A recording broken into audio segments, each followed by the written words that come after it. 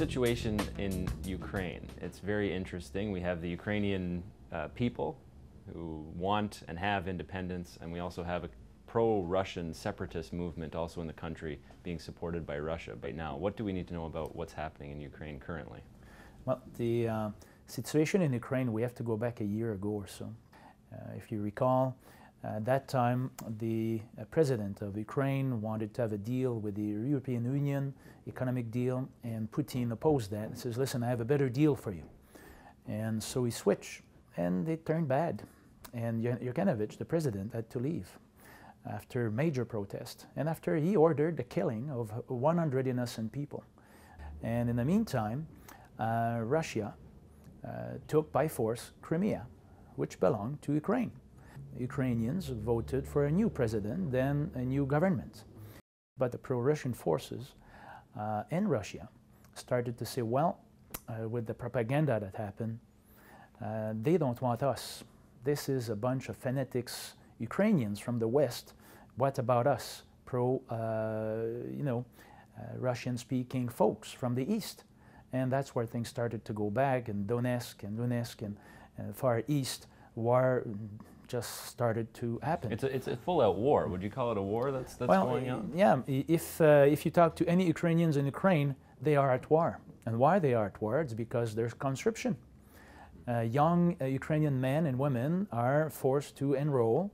Some go willingly because their life is shattered, simply economically and socially, and others are forced to go to war. And they are equipped with the military, and they go to the front, and some come back injured psychologically and, of course, physically, and many dies. And so the entire Ukrainian society right now is mobilizing towards war, all its resources, and what you have is a very, very shaky economy, is now into an economic depression. The poverty level are increasing. It's a humanitarian crisis. Oh, absolutely. Yeah. Look, there's 1.5 million people that have left the region.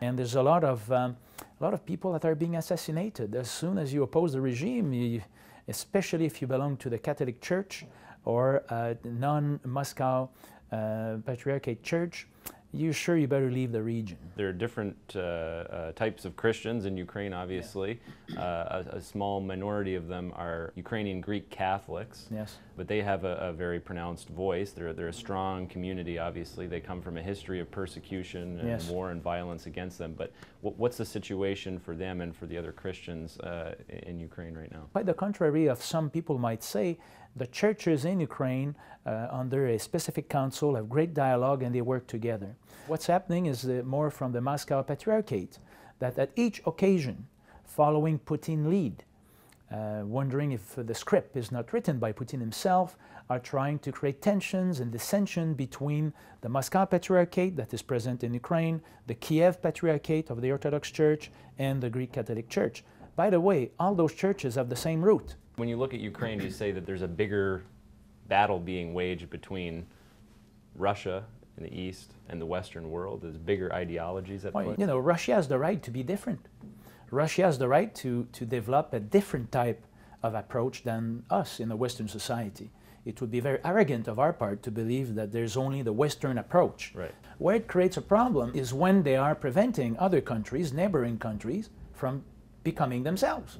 Clearly, the leadership of Putin at this time see Ukraine as a threat, and they're trying to destabilize. Not enough to see as a great direct intervention, but just enough to destabilize it so much that it cannot grow because everything is mobilizing towards war. And there's no investment in Ukraine right now. Young Ukrainians that have university degrees, instead of starting businesses and becoming theologians or philosophers or engineers, are going to war and being killed or slaughtered. So what's going on here? And so this is why there needs to be a pressure at all levels towards peace.